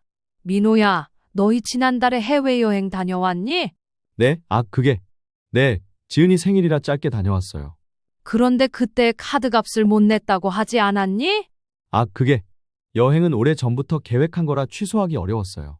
그리고 지은이 친구가 여행사에서 일해서 특별 할인을 받았거든요. 말은 그럴듯했지만 뭔가 석연치 않았습니다. 더구나 지난달에도 카드 문제가 또 있었습니다. 결제가 안 되어 민호에게 연락했더니 시스템 오류라며 금방 해결해 준다고 했는데 사흘이나 지나서야 해결되었습니다. 새해가 되자 더 큰 변화가 눈에 띄었습니다. 어느 날 아파트 주차장에서 민호의 차를 보게 되었는데 낡은 소나타 대신 새 차로 바뀌어 있었습니다. 민호야, 차 바꿨구나. 아, 네, 사업에 필요해서요. 고객들 만날 때 이미지도 중요하잖아요. 그렇구나. 모든 게 이상했습니다. 카드값도 제때 못 내는 상황에서 새 차를 사고 해외여행을 다니고 명품 가방을 사는 생활이라니. 그리고 저에게는 여전히 매달 200만 원씩 갚아야 할 돈이 있는 상황이었습니다. 2024년 2월 11개월 차가 되었을 때 드디어 한계점에 도달했습니다. 민호의 카드로 결제하려다 또다시 한도 초과 문제가 생겼고 민호에게 연락했지만 이틀 동안 받지 않았습니다. 답답한 마음에 민호의 오피스를 직접 찾아가기로 결심했습니다. 주소를 확인하고 택시를 타고 도착했지만 그곳에서 본 광경은 충격적이었습니다. 민호가 말했던 공유 오피스는 존재했지만 간판은 다른 회사 이름이었고 문은 굳게 닫혀 있었습니다. 옆 사무실 직원에게 물어보니 2달 전에 폐업했다는 대답이 돌아왔습니다. 2달 전에요? 그럼 12월에? 네, 12월 중순쯤에 문 닫은 걸로 알고 있어요. 가슴이 내려앉는 기분이었습니다. 민호는 계속해서 사업이 잘 되고 있다고 말했는데 이미 2달 전에 폐업했다니. 그리고 그 시기는 명품 가방을 사고 해외여행을 다녀온 바로 그때였습니다. 집으로 돌아오는 길 전화기가 울렸습니다. 민호였습니다. 어머니, 죄송해요. 전화를 못 받았네요. 회의 중이었어요. 회의? 무슨 회의? 네 사무실에 다녀왔어. 이미 2달 전에 문 닫았다던데? 잠시 침묵이 흘렀습니다. 그리고 민호의 목소리가 달라졌습니다. 아, 그게 위치를 옮겼어요. 더 좋은 곳으로요. 제가 말씀드리려고 했는데. 그만해, 민호야. 더 이상 거짓말은 그만해. 이제부터는 카드 말고 현금으로 직접 입금해. 매달 200만 원씩, 알겠지? 어머니, 지금은 조금 어려워요. 자금 사정이 좀 3개월만 유예해 주시면. 더 이상 들을 필요가 없었습니다. 민호의 거짓말은 너무나 명백했고 제 돈을 되찾기는 어려울 것 같다는 예감이 들었습니다. 그날 밤 미국에 있는 딸 미영이에게 모든 상황을 털어놓았습니다. 엄마, 제가 경고했잖아요. 오빠한테 돈 빌려주지 말라고요. 이제 어떻게 하실 거예요? 글쎄, 아직은 모르겠다. 하지만 이대로 둘 수는 없을 것 같아.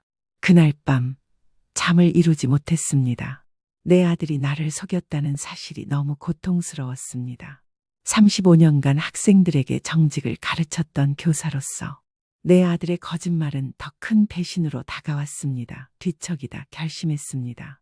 이제는 어떻게든 내 돈을 되찾아야 한다고. 그것이 부모와 자식 사이라 할지라도 정의는 지켜져야 한다고 말이죠. 2024년 3월 아들의 배신으로 인한 충격과 스트레스가 쌓이면서 건강에 이상이 생겼습니다. 어느 날 아침 가슴이 답답하고 숨이 가빠오더니 현기증이 심하게 났습니다. 겨우 전화기를 들어 119에 신고했고 곧 구급차가 도착했습니다. 병원에 도착해서 검사를 받았더니 스트레스성 협심증 증상이 있다고 했습니다. 의사는 며칠간 입원 치료를 받으라고 권했습니다. 당장 미국에 있는 딸에게 전화했습니다. 미영아, 엄마가 지금 병원에 있어. 엄마, 무슨 일이에요? 어디 아프세요? 가슴이 답답해서 협심증 증상이 있대. 며칠 입원하래. 엄마, 제가 당장 비행기표 알아볼게요. 오빠한테는 연락했어요? 아직 네 오빠한테는 말하고 싶지 않아. 하지만 딸은 제 마음과 달리 민호에게 연락을 했나 봅니다. 입원한 지 2시간도 채 되지 않아 병실 문이 벌컥 열리고 민호와 지은이 들어왔습니다. 어머니, 괜찮으세요? 미영이한테 전화 받고 깜짝 놀랐어요. 어머님, 많이 아프세요? 어디가 불편하세요? 갑작스러운 방문에 당황했습니다. 민호는 걱정스러운 표정이었고 지은도 평소보다 훨씬 친절했습니다. 그동안의 일들을 생각하면 화가 나야 했지만 병실에서 싸우고 싶지는 않았습니다. 괜찮아. 그냥 스트레스 때문에 그런가 봐. 며칠 쉬면 괜찮대. 어머니, 혹시 제 일 때문에 스트레스 받으신 거예요?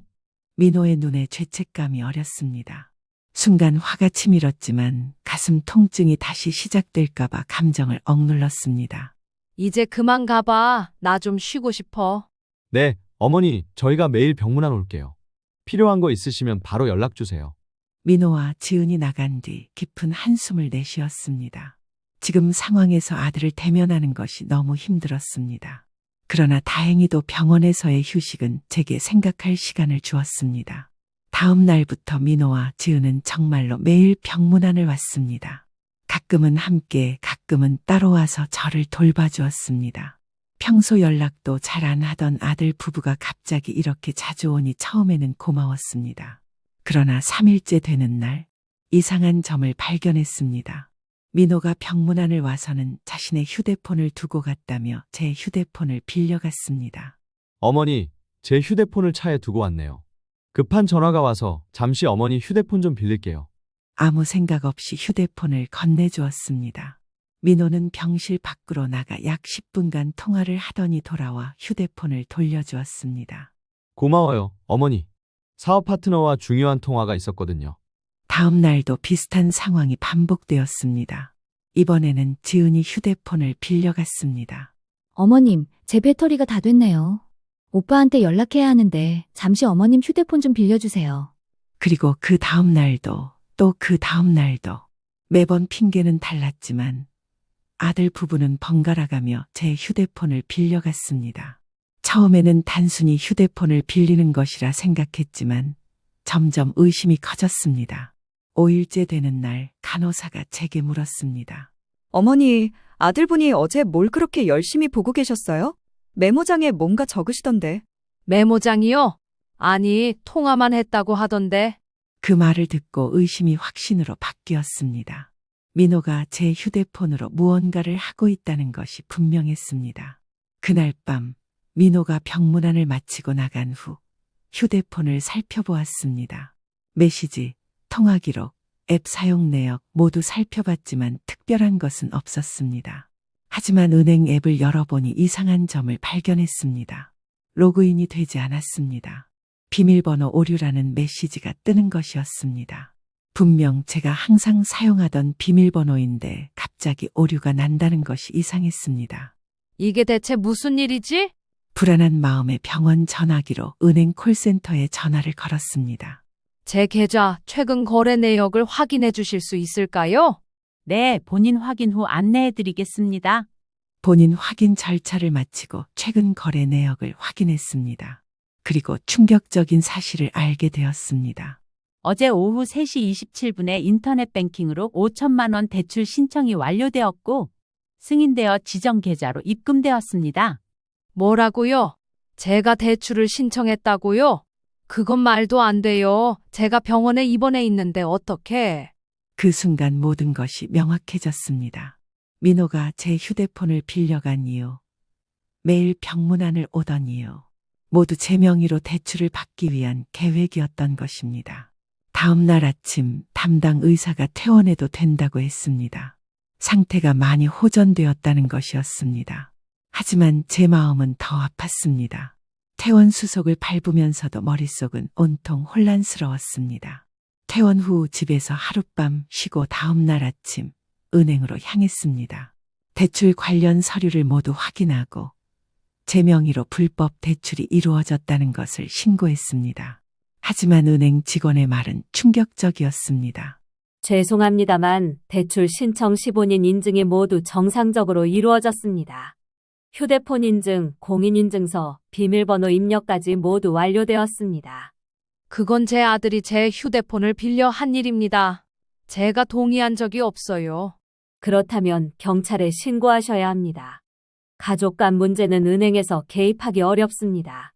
은행에서 나와 집으로 향했습니다.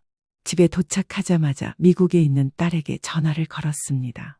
모든 상황을 설명하자 딸은 경악했습니다. 엄마, 당장 경찰에 신고해야 해요. 이건 완전히 사기잖아요. 오빠가 어떻게 이럴 수가. 내 아들을 경찰에 신고하라고. 그건 너무. 엄마, 오빠가 먼저 엄마를 속인 거예요. 이건 범죄라고요. 저도 내일 바로 한국 갈게요. 전화를 끊고 한동안 멍하니 앉아 있었습니다. 그때 초인종이 울렸습니다. 민호였습니다.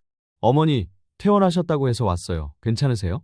민호의 얼굴을 보니 분노가 치밀었습니다. 하지만 동시에 제 아들이라는 사실에 가슴이 미어졌습니다. 민호야, 네가 어떻게 이럴 수가 있니? 네, 무슨 말씀이세요? 내 명의로 대출 받은 거 알고 있어. 5천만 원 어떻게 자식이 부모에게 이럴 수 있니? 민호의 얼굴이 창백해졌습니다.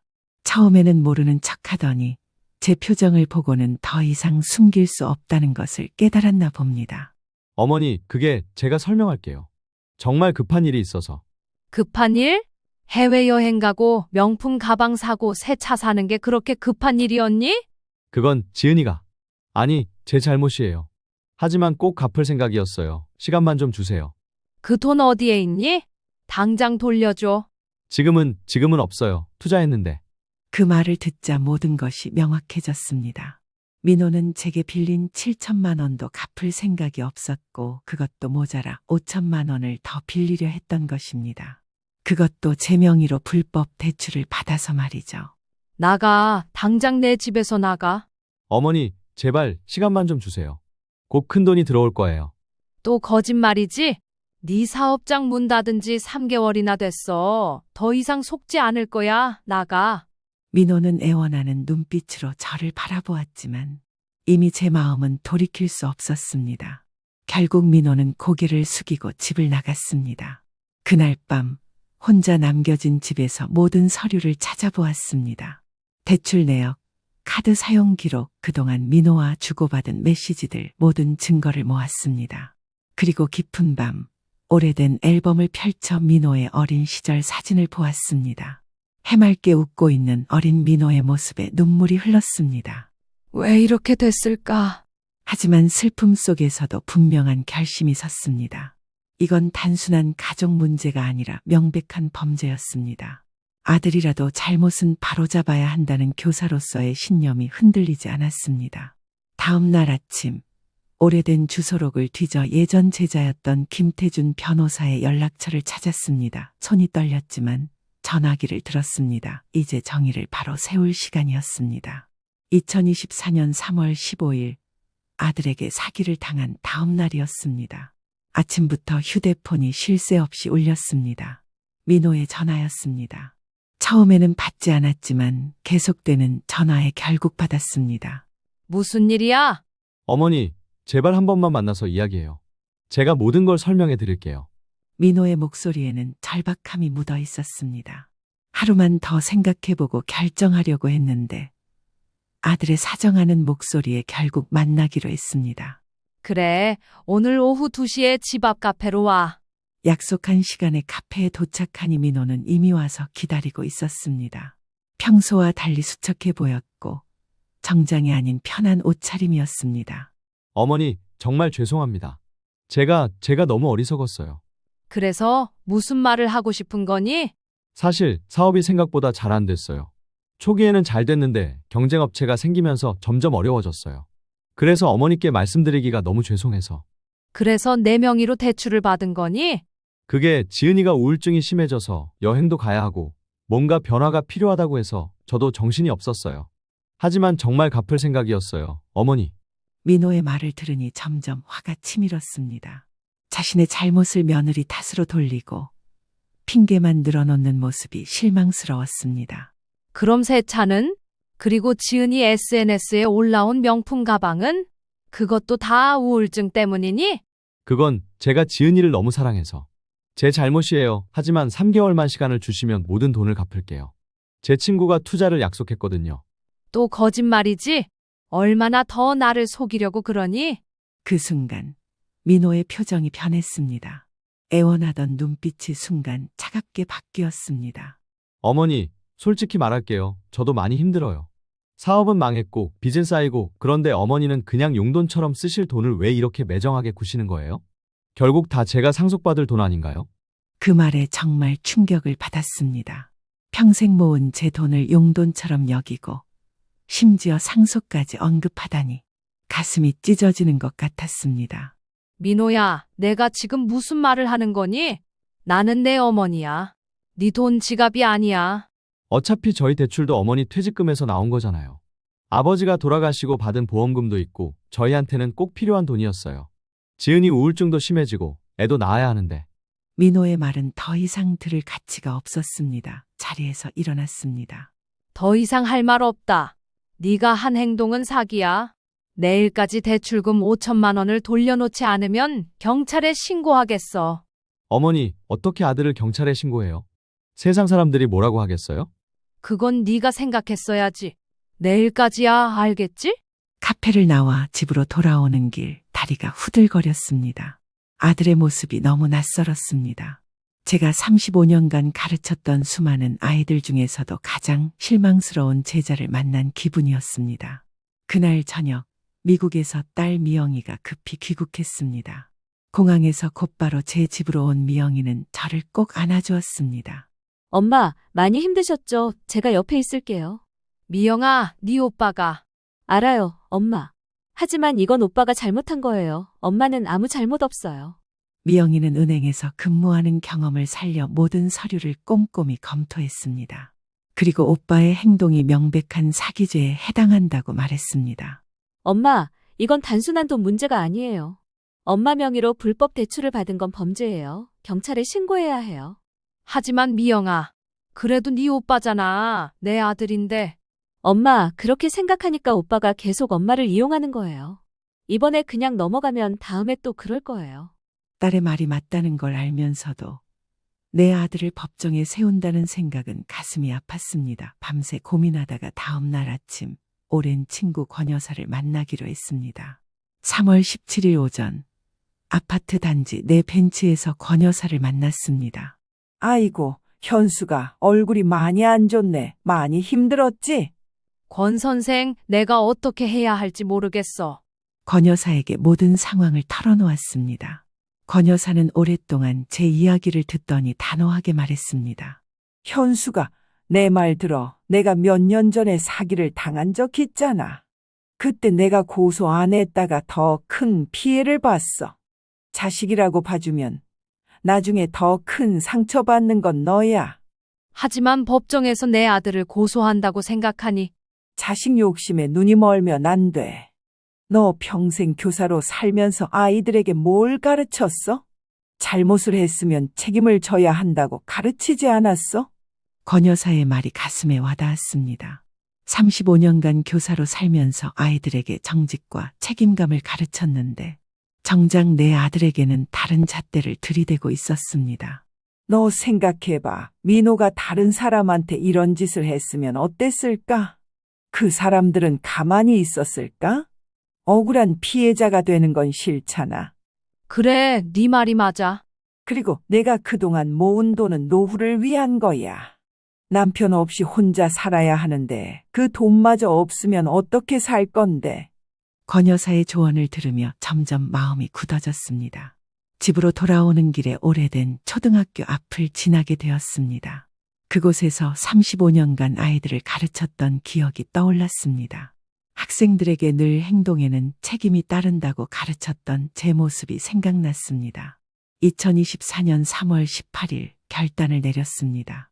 민호에게 마지막 기회를 주기로 했습니다. 전화를 걸어 대출금 5천만 원을 오늘 안으로 돌려놓으라고 했습니다. 하지만 민호는 불가능하다며 시간을 달라고 애원했습니다. 어머니, 지금 당장은 불가능해요. 한 달만 시간을 주세요. 제가 다른 방법을 알아볼게요.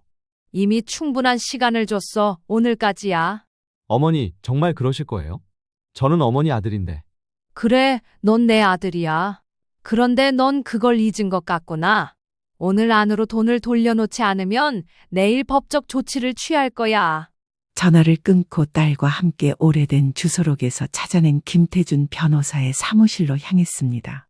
김태준은 제가 20년 전 가르쳤던 제자였습니다. 지금은 중견 변호사가 되어 자신의 로펌을 운영하고 있었습니다. 사무실에 도착하자 김태준이 반갑게 맞아주었습니다. 제 얼굴을 보자마자 알아보고는 깜짝 놀라는 표정이었습니다. 박 선생님, 정말 오랜만입니다. 어떻게 여기까지 오셨어요? 태준아, 선생님이 도움이 필요해서 왔어. 김태준의 사무실에 앉아 모든 상황을 설명했습니다. 그는 진지하게 제 이야기를 듣고 메모를 했습니다.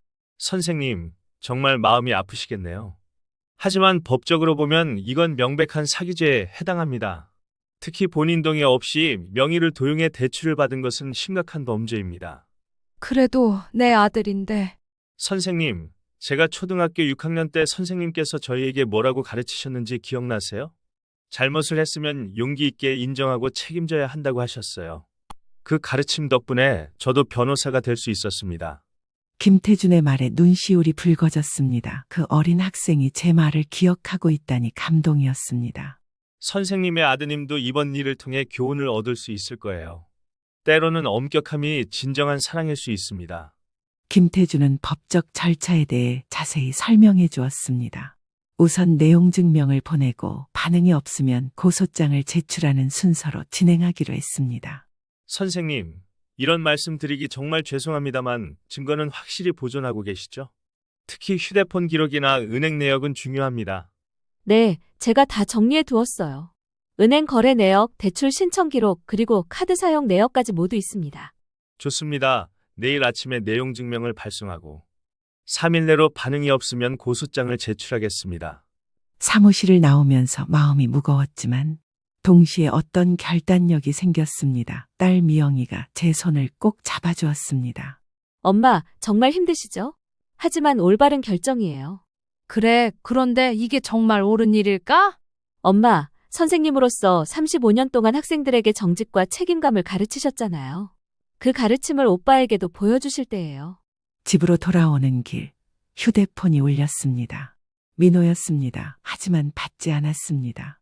이제 더 이상 말로 해결할 수 있는 문제가 아니었습니다.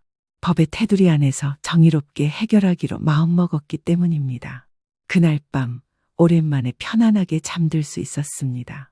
비록 마음은 아팠지만 옳은 일을 하고 있다는 확신이 들었기 때문입니다. 다음 날 아침 김태준 변호사가 보내온 내용 증명 초안을 검토하며 서명했습니다. 고소장을 들고 법원으로 향하는 제 모습을 상상하니 가슴이 미어졌지만 이것이 진정한 부모의 사랑이라고 스스로를 위로했습니다. 때로는 엄격함이 진정한 사랑일 수 있다는 김태준의 말이 계속 머릿속에 맴돌았습니다. 2024년 3월 21일 내용 증명을 보낸 지 3일이 지났지만 민호에게서는 아무런 반응이 없었습니다. 전화도 방문도 문자도 없었죠. 결국 김태준 변호사와 약속한 대로 고소장을 제출하기로 했습니다. 고소장을 들고 법원으로 향하는 발걸음이 무거웠습니다. 딸 미영이가 옆에서 계속 저를 지지해 주었지만 마음 한구석은 여전히 무척 아팠습니다. 엄마, 괜찮으세요? 너무 힘드시면 제가 대신 들어갈게요. 아니야, 내가 해야 할 일이야. 끝까지 내가 할게. 법원 입구에 도착했을 때 뜻밖의 인물이 기다리고 있었습니다. 며느리 지은이었습니다. 그녀의 눈은 붉게 충혈되어 있었고 평소의 당당한 모습은 온데간데 없이 초췌한 모습이었습니다. 어머님, 잠깐 말씀 좀 드려도 될까요? 지은아, 이제 와서 무슨 말을 하려고? 제발 5분만 시간을 주세요. 미영이의 만류에도 불구하고 지은의 간절한 눈빛에 잠시 시간을 내주기로 했습니다. 법원 앞 벤치에 앉았습니다. 어머님, 정말 죄송합니다. 다 저희 잘못이에요. 특히 제 잘못이 큽니다. 지은아, 이미 결정한 일이야. 더 이상 말해도 소용없어.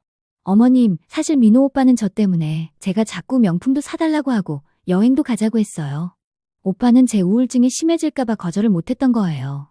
지은의 눈에서 눈물이 흘렀습니다. 하지만 저는 이미 수없이 들었던 변명으로 들렸습니다. 지은 언니, 그래서 오빠가 엄마 명의로 대출을 받아도 된다는 건가요? 그건 범죄예요. 그건 제가 몰랐어요. 오빠가 어머님과 합의했다고 말했어요. 그만해. 이제 와서 서로 책임을 미루는 건 의미가 없어. 우리는 법정에서 만나자. 지은이 무릎을 꿇으려 했지만 제가 손을 들어 막았습니다. 더 이상의 구걸은 보기 싫었습니다. 법원으로 향하는데 갑자기 민호가 달려왔습니다. 숨을 헐떡이며 저희 앞을 가로막았습니다. 어머니, 제발 이러지 마세요. 저를 감옥에 보내실 건가요? 민호야, 이미 충분한 기회를 줬어. 내용 증명도 보냈고 연락도 기다렸어. 하지만 넌 무시했잖아. 제가 잘못했어요. 제발 한 번만 더 기회를 주세요. 제가 모든 돈을 갚을게요. 민호의 애원하는 모습에 마음이 흔들렸지만 김태준 변호사가 제 옆에서 단호하게 말했습니다. 장민호 씨, 이제 와서 그런 말씀은 소용없습니다. 법적 절차가 이미 시작되었습니다. 고소장을 제출하고 나오는 길, 민호는 법원 밖에서 망연자실한 표정으로 앉아 있었습니다. 그 모습이 안쓰러웠지만 이제 돌이킬 수 없는 강을 건넜습니다. 집으로 돌아오는 길, 가슴이 미어지는 듯했지만 동시에 어떤 해방감도 느껴졌습니다. 2024년 4월 초 고소장 접수 후 경찰 조사가 시작되었습니다. 김태준 변호사의 도움으로 모든 과정이 순조롭게 진행되었습니다. 증거가 명확했기 때문에 사건의 진행은 빨랐습니다.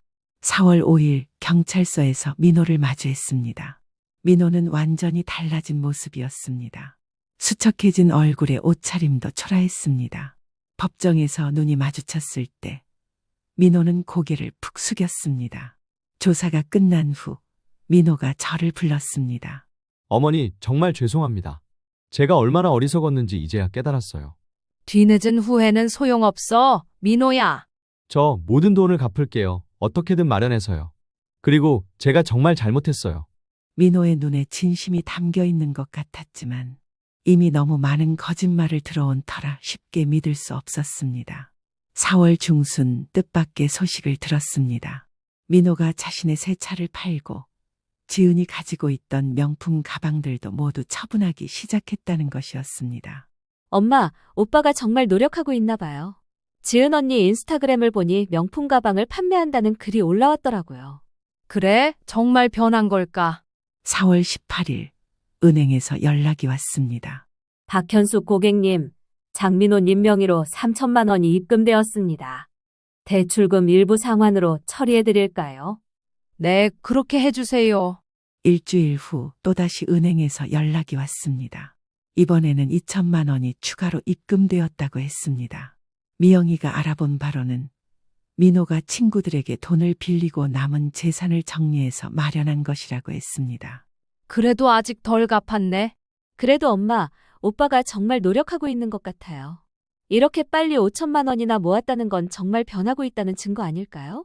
엄마, 오빠가 정말 모든 방법을 동원해서 돈을 마련하고 있나 봐요.